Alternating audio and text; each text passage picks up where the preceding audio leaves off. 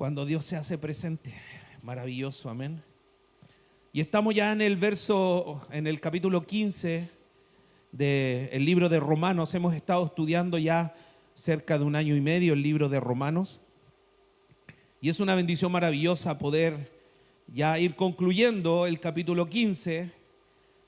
Hoy día nos visita la Anto, que también estuvo predicando varios mensajes acá de Romanos.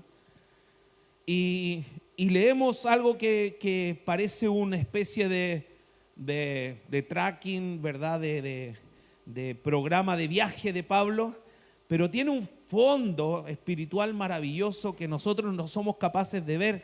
Pero la Biblia, sobre todo las cartas, tienen, y los evangelios por supuesto, tienen mucha dirección para nosotros. Hay mucha revelación para nosotros. Yo le he enseñado que no toda la Biblia tiene revelación, que en el Antiguo Testamento el 70% de la Biblia es historia. Entonces, yo no puedo inventar una revelación donde no está. Pero en el Nuevo Testamento tenemos mucha revelación. Y aquí pareciera que no hay. Entonces leemos Romanos 15, del 22 en adelante. Por esta causa me he visto impedido muchas veces de ir a vosotros. ¿A quién? A los romanos. Esta carta era para los romanos. Pero ahora, no teniendo más campo en estas regiones y deseando desde hace muchos años ir a vosotros, cuando vaya a España iré a vosotros, porque espero verlos al pasar y ser encaminado allá por vosotros una vez que haya gozado con vosotros. Mas ahora voy a Jerusalén para ministrar a los santos, porque Macedonia y Acaya tuvieron bien hacer una ofrenda para los pobres que hay entre los santos que están en Jerusalén. Pues le pareció bueno y son deudores a ellos. Pero si los gentiles han sido hechos participantes de sus bienes espirituales, deben también ellos ministrarles los bienes materiales. Así que cuando haya incluido esto, les haya entregado este fruto, pasaré entre vosotros rumbo a España. Y sé que cuando vaya a vosotros llegaré con abundancia de la bendición del Evangelio de Cristo. Y termina este capítulo desde el 30 en adelante diciendo: pero os ruego, hermanos, por nuestro Señor Jesucristo y por el amor del Espíritu, que me ayudéis orando por mí a Dios, para que sea librado de los rebeldes que están en Judea, y que la ofrenda de mi servicio a los santos en Jerusalén sea acepta, para que con gozo llegue a vosotros por la voluntad de Dios, y que sea recreado juntamente con vosotros, y el Dios de paz sea con todos vosotros. Amén. Amén. Bueno, si usted trae su Biblia de papel, excelente, pero con la luz que hay no la va a poder leer, así que la puede leer desde el celular, ningún problema. Y hoy día no hay proyección, pero no, o sí estaba ahí. Estaba recién cuando estaba leyendo, ¿no? La palabra. Sí estaba.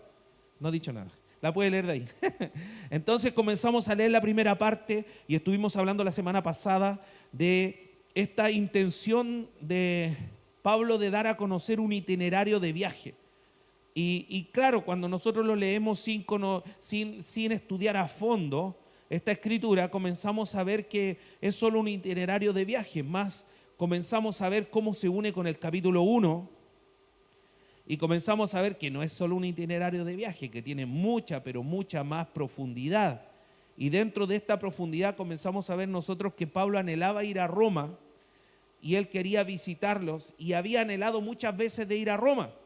Y dijimos la semana pasada que él quería ir para allá, pero él no podía ir, no por algo que el ángel no sé cuánto, el espíritu no sé cuánto lo frenó, todas esas barbaridades que a veces se hablan. No era así, era que él sabía, él, tóquese así, usted diga yo. Él se había propuesto predicar el evangelio donde no se había predicado. Él dijo: tengo toda una jurisdicción. Hablé la semana pasada de 2.700 kilómetros, que es una locura para ese tiempo. Hoy día usted se sube a un auto, ¿verdad? Y en el día es capaz de manejar 1.000 kilómetros, sí que le da el cuero, ¿cierto? Y al otro día tendrá que dormir profundo para manejar otros más. Y al otro día, cuando uno va a Buenos Aires, son cerca de 2.000 kilómetros y las personas lo hacen 2 días normalmente. Bueno, eso lo hizo muchos años Pablo. Y él dice que en toda la región de ese lugar él ya le había predicado a todo el mundo y dice: ya se me acabó dónde predicar, así que ahora yo voy a verlo a ustedes. Acuérdense que ¿a quién le está escribiendo Pablo esta carta? A los romanos. ¿Dónde vivían los romanos? ¿En qué país? En Italia, ¿cierto? Estaba bastante lejos. Hablamos la semana pasada que eran una cantidad importante de kilómetros desde Jerusalén a Roma. Pero Pablo está escribiendo esta carta desde Corintio. Está bastante más cerca Corinto de Roma porque Corintio está en Grecia, que está más cerca de Roma. No obstante, él dice, voy a ir a España. Dice, voy a ir hacia el oeste, hacia España, hacia la salida del mar Mediterráneo, hacia el oeste. Imagínense el mapa, ¿cierto? Usted en la escuela le pasaron ahí el mar Mediterráneo, donde estaba al fondo, el Medio Oriente, ahí donde está Israel, y en la entrada en la península ibérica estaba España. Entonces él está diciendo, desde Grecia voy a ir a España, así. No sé si hubiera algún mapa por ahí, hija, que me pudieras poner del mar Mediterráneo, algo simple. Entonces él dice, voy a ir a España, pero antes de ir a España voy a hacer escala y voy a pasar a Roma y los voy a ir a ver. Y ustedes me van a encaminar. Y decíamos que qué significaba encaminar. Me tenían que dar ofrenda y recursos para que yo llegue a Roma a bendecir Roma. Pero estando ahí se produce un fenómeno muy loco porque Pablo dice, antes de ir a España, antes de ir al oeste, tengo que devolverme al este. Tengo que ir a Jerusalén. Y uno dice, a ver, Pablo, ¿para qué se va a devolver? Y ahí nos quedamos. ¿Por qué? Porque es como extraño que yo le diga, ¿cierto? No sé, ahí está, ¿cierto?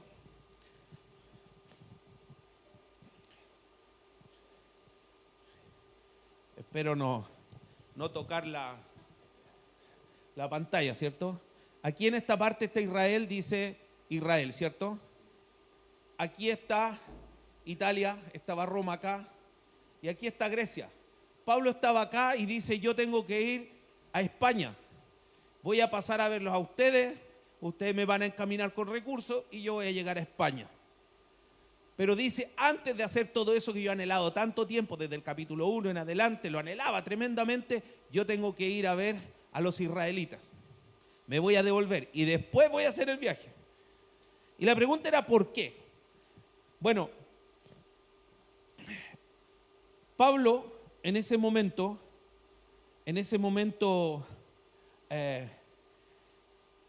está diciéndole, yo tengo una función que hacer con ellos. ¿Y cuál es la función? Mire, los de Acaya y los de Macedonia, que eran estos griegos que vivían en ese sector, me entregaron una ofrenda importantísima. Y yo les tengo que llevar esta ofrenda a los judíos. Yo le tengo que llevar esta ofrenda a los judíos. ¿Por qué? Vamos a ver que hay dos motivos importantes. Tres motivos. El primero era que ellos estaban en una situación de mucha pobreza porque ya había comenzado la persecución. La persecución contra los cristianos había partido. Ellos no podían tener una vida pública como usted, ¿verdad? Tenían que cerrar las redes sociales, tenían que tratar de desaparecer un poco, que no supieran dónde estaba. Se está imaginando lo que estoy hablando. En otro tiempo no habían redes sociales, pero usted me sigue.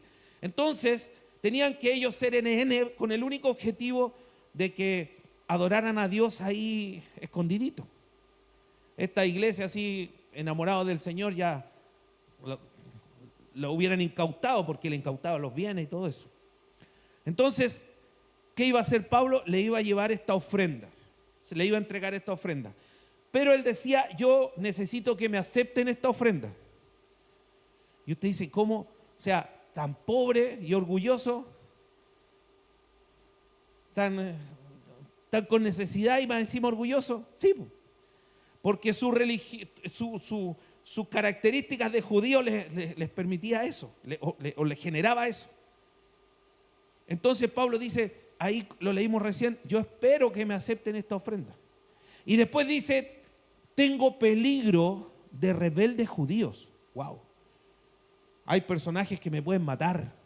La cosa no era simple. Entonces, ¿para qué Pablo, en vez de ir a España, ir a ver a los romanos, se va a devolver a Jerusalén? Dígame, ¿para qué Pablo va a ir a hacer eso? ¿Para qué Pablo vas a hacer eso? Nuestro pianista se llama Pablo, entonces yo siempre... ¿Para qué vas a hacer eso, Pablo? ¿Cierto? Tenía un objetivo, ir a ayudar a estos pobres. Pero había un segundo objetivo importantísimo. Pablo necesitaba ir a ese lugar para que sencillamente ellos fueran sellados. ¿Qué significa sellados? Eso está en Corintios. Significa de que cuando había algo que era oficial, pasaba por alguien que pudiera definir que eso era oficial. Es decir, usted necesita un poder para hacer algo. ¿Dónde va a ir usted? Al notario, ¿cierto? ¿Qué va a hacer el notario? Le va a poner un sello. ¡Pah! No, eso es de viejo. Ahora le ponen un código QR y se llama firma electrónica del notario y te llega al correo. yo paso en la notaria. Hoy día ya no corre, pero sí. Esa es la idea. Ese QR hoy día es el sello de ese tiempo. Entonces, Pablo dice la palabra que ya lo habían aprobado a él. Ya había pasado que Pedro y otros más lo habían aprobado y dijeron, a ver, escuchemos a Pablo. Escucharon a Pablo y dijeron, sí, reconocemos que Pablo enseña el verdadero evangelio. Habían pasado un montón de años. A Pablo no se le aceptaba como una persona que enseñara el verdadero evangelio. Más encima él había tenido una revelación de el mismo Cristo, súper sobrenatural. Entonces enseñaba cosas y el judaísmo lo tiraba y lo dejaba en el suelo. En cambio, los otros que seguían con un corazón judío, seguían pensando seguían teniendo la idea de Jesús como un ser humano. Pablo nunca vio a Jesús como un ser humano. Quizás lo vio por ahí, pero nunca tuvo una relación con él. Los otros no. Perdone lo que voy a decir, pero ellos de repente Jesús se desaparecía y se escuchaba que estaba haciendo sus necesidades como cualquiera de nosotros. Era un ser humano. Y ellos lo miraban como un ser humano. Y siempre quedó eso. ¿O no le ha pasado a usted que ve a un amigo, ¿cierto?, de juventud, un vecino, alguien que a lo mejor era, como dicen los jóvenes, entero pollo del barrio o del colegio? Y ahora usted lo ve y es detective. A mí me pasa con un vecino amigo. Y él era un niño y jugaba así, yo, simpático, todo. Y hoy día él es detective, tiene un cargo importante. Y el otro día íbamos en el aeropuerto y nos hacía pasen, pero ahí está el número y pasamos a otro lado. Y él salió de su oficina, nos fue a buscar, saludó a mi señora, nos llevó hasta la salida, estuvimos conversando. Y uno hace, Mitch, tremenda autoridad este. Bueno, así veían a Jesús los discípulos. Pablo no, porque él nunca tuvo una relación como ser humano con Jesús. Entonces él recibió una revelación extraordinaria. Entonces, los mismos cristianos, los mismos que estaban siendo perseguidos, que no tenían ni uno, que estaban pobres, que andaban ahí en el anonimato, que tenían que esconderse para juntarse a celebrar, a adorar al Señor, esos mismos judíos no querían recibir la ofrenda. Orgulloso, antes muerto que sencillo, decían. Pero, Pablo, ahora que tenía una tremenda autoridad reconocida por los apóstoles, venía con las ofrendas. Y esas ofrendas tenían un objetivo, el sello. Ahora les voy a explicar de qué estoy hablando. Pablo lo que iba a hacer era decirle, yo traigo estas ofrendas para que ustedes vean, menospreciadores de los cristianos que viven en Macedonia y en Acaya, que ellos le aman. Ellos le aman a ustedes. Y más encima, hay un tercer motivo. ¿Se acuerda que yo le dije? Un tercer motivo. ¿Y cuál es ese tercer motivo? Usted tiene que saber que nosotros somos deudores, los gentiles, a Israel. De hecho, la Biblia dice que la salvación viene de los... ¿Por qué viene de los judíos? ¿De dónde era Jesús? Era judío. Entonces, ¿de dónde viene la salvación? De los judíos. Entonces, algo le debemos a los judíos. Algo le debemos a los judíos.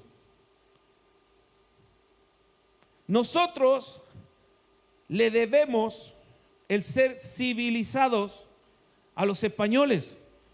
Pero que no, los españoles vinieron aquí a dejar la escoba, vinieron no sé, eran solo presos que trajeron todas esas cosas malas las vemos porque somos chilenos. Pero si no hubieran llegado los españoles, todavía estaríamos viviendo en ruca. Todavía seríamos, quizás ya no, ¿cierto? Pero alguien vino y nos conquistaron, pero nos entregaron progreso. Y nosotros somos desagradecidos. Te lo voy a llevar a otro plano.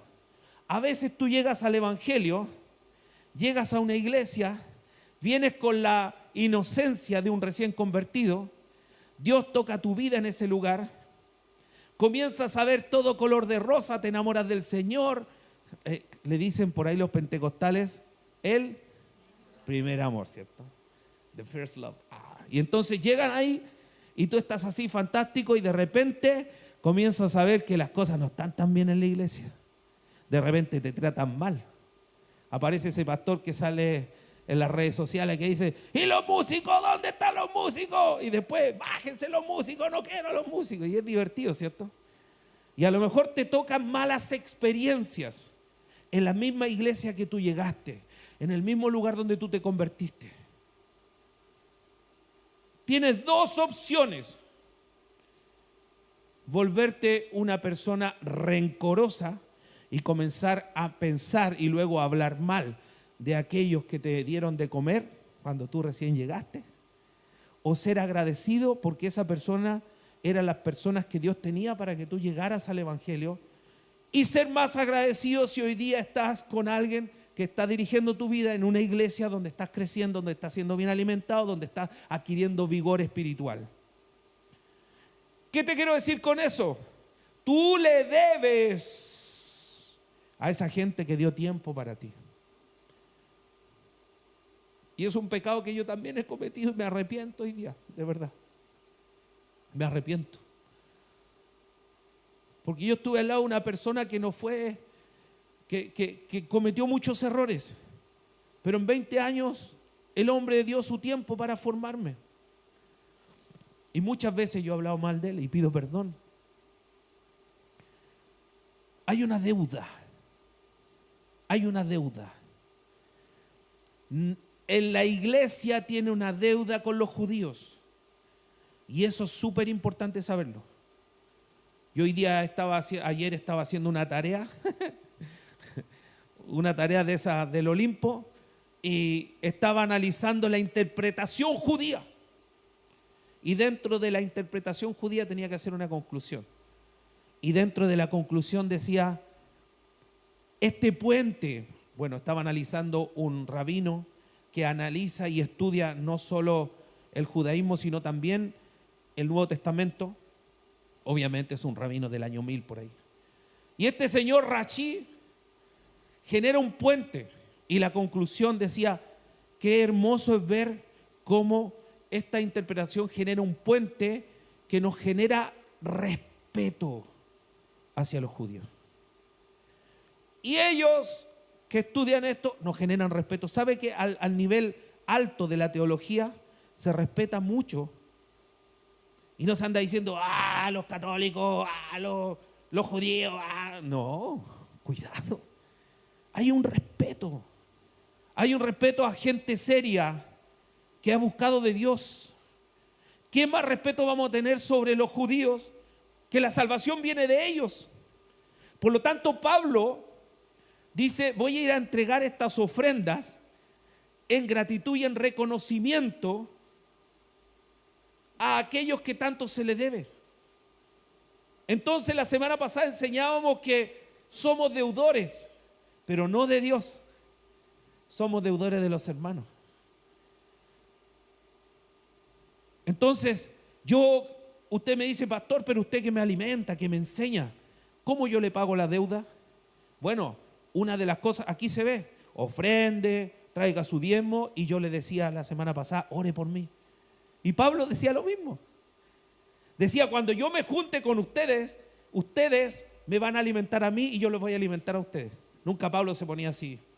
Yo soy el superapóstol, tuve una revelación directa con Jesús, por lo tanto, yo les voy a enseñar a ustedes. Cuando usted encuentre a alguien que que se ponga en esa posición es un bebé espiritual. No diga, no, es del diablo. No, no, no, porque es un bebé espiritual. Los niños son así, ¿cierto? Va al jardín y llega cantando, hay que compartir, hay que compartir. Y viene otro niño aquí en la iglesia y le toma el juguete y dice, es mío, y pelean ahí, ¿cierto? Se le olvidó el hay que compartir. Eso es un niño. Pero ¿qué pasa si uno de ustedes grandotes que está aquí, ¿cierto? Tienen un problema y empiezan, no, es mío, no. Y hermanos, cálmense, estamos dentro de la iglesia. Ah, sí, tiene razón, pastor. Entonces, tengamos cuidado cuando estamos juzgando. Y aquí la palabra nos muestra algo maravilloso, un itinerario de viaje que tiene 3 cosas fundamentales. Y la más importante es que somos deudores. Somos deudores. Entonces Pablo dice, yo voy a ir a Jerusalén, no va a pagar la deuda, va a bendecir. Usted nunca va a poder pagar ni una deuda con nadie.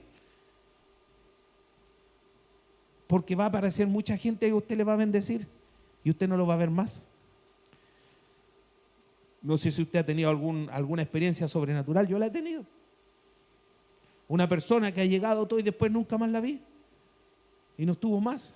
¿Habrá sido el Señor? Algo maravilloso, que uno no lo sabe. Y después en el cielo nos van a pasar un video y a esa persona que tú despreciaste, el Señor te va a decir, era yo. ¿Le vas a poder pagar a esa persona si lo ves más? No. Pero a tu hermano que lo ves, a tu pastor que está aquí, por favor, oren por mí. Necesito oración por la salud. Por eso aquí no se le rinde pleitesía al pastor, pero sí cuando usted esté en las oraciones va a escuchar antes de las reuniones que se está orando por los pastores, porque nosotros necesitamos mucha oración. Porque estamos en una de las ciudades más difíciles para servir a Dios de todo nuestro continente. Donde hace 10 años atrás aquí se hizo un sacrificio humano de bebé. Donde acabamos de ganarnos la medalla de bronce de la ciudad más peligrosa de Chile. Vea, acaba de salir ayer la estadística. Y aquí a 30 kilómetros que vamos a dejar es exactamente que vamos a dejar a nuestra hija al colegio, Concón, la mejor ciudad para vivir en Chile, a 30 kilómetros. Ah, yo pensé que era Puente Alto, La Pintana. Yo pensé que era, no sé, ¿cuántos lugares así hay en Santiago? Que uno escucha todos los días y le ganamos a varias de esas. Quilpué, la tercera ciudad más peligrosa de Chile. El año 2000, por ahí, 2005, no más, como 2010, 2008, por ahí, Villa Alemana fue reconocida como la ciudad más segura de Chile. Hoy día, el año 2024, nosotros nos ganamos la medalla de bronce. Estamos en un lugar difícil. Estamos en una tierra donde muchos pastores, amigos míos, están muy complicados. Pastores jóvenes. El ministerio más potente de los últimos años que ha habido acá se llamaba Encuentro con la Vida. El pastor a los 55 años falleció. Y la iglesia recién está empezando a remontar. Han pasado muchos años. No es fácil, no es un lugar fácil, es un lugar difícil. No hay ninguna iglesia en el centro de Quilpué, ni una. Salieron todas. Los lugares para arrendar iglesia casi no hay y son muy caros. Donde tengo pastores amigos donde usted va a la iglesia y tiene que pagar la entrada. Porque el lugar que arriendan cobra entrada. Y si usted viene a la iglesia, tiene que ofrendar también. Y le dice, Entonces, ¿cómo no va a valorar lo que Dios le ha dado? ¿Hasta cuándo, iglesia, no vas a valorar lo que Dios te ha dado? Y yo no te digo que lo valores con dinero, valóralo con compromiso, valóralo con unidad. Te enseñó la Isabela el poder de la unidad y de la armonía que hay que cuidarla en la iglesia como de lugar.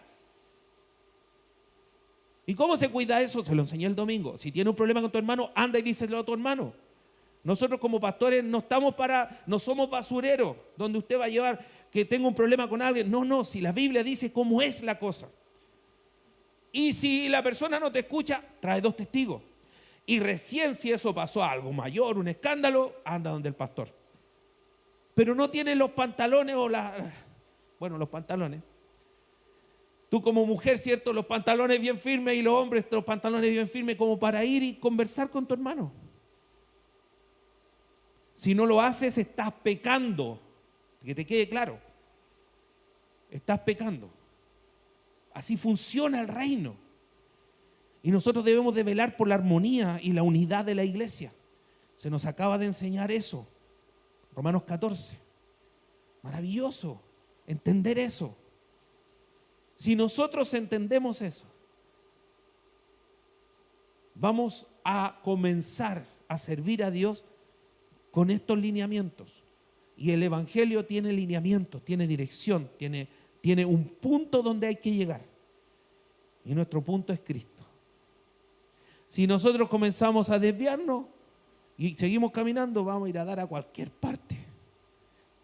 ¿Sabe cuántos hombres de Dios con tremenda revelación? Hombres de Dios espectaculares con congregaciones enormes han terminado enseñando cualquier cosa. Ministerios hermosos, como el ministerio de Benny Hinn, y usted lo ve ahí en el enlace vendiendo tierra de Israel. ¿Para qué? Si el hombre está forrado. Es porque la tierra genera algo. O es por plata. No es por plata. Es porque ya la fe se distorsiona. ¿Puede pasarnos a nosotros? Puede pasarnos. ¿Qué tenemos que cuidar? Saber que somos deudores. Esa es nuestra actitud. Yo soy deudor, pero no a Dios. Nunca le vas a deber a Dios. Si alguien te enseñó que algo le debías a Dios, eso está malo. Yo se lo enseñaba la semana pasada. Si mi hijo tiene una necesidad, mi hija tiene una necesidad de algo de él y yo se lo compro, pero no voy a andar después, oye, me debí esto.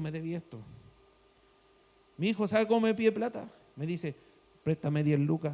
Y yo le digo, cambia la frase porque nunca me has devuelto. Y yo, ahí está. ¿Por qué? Porque es mi hijo. Tampoco le voy a querer decir, devuélvemela. No, entendamos, a Dios no le debemos nada. Él pagó en la cruz y dijo, yo cumplí con lo que tenía que cumplir. Eres mi hijo, mi hija. Pero a nuestros hermanos somos deudores. Deudores. Y acuérdense que pasamos por Romanos 13. ¿Se acuerdan? No debáis a nadie nada. Al que honra, honra. No podemos deber a nadie nada. Tenemos que cuidar eso. Por eso es tan extraordinario un itinerario de viaje del capítulo 15 que uno dice, ¿y qué tiene de profundidad doctrinal esto? Todo. Porque entendemos principios del Evangelio que son prácticos y reales. Amén. Damos gracias al Señor por la palabra. Y le pedimos a los gemelos que nos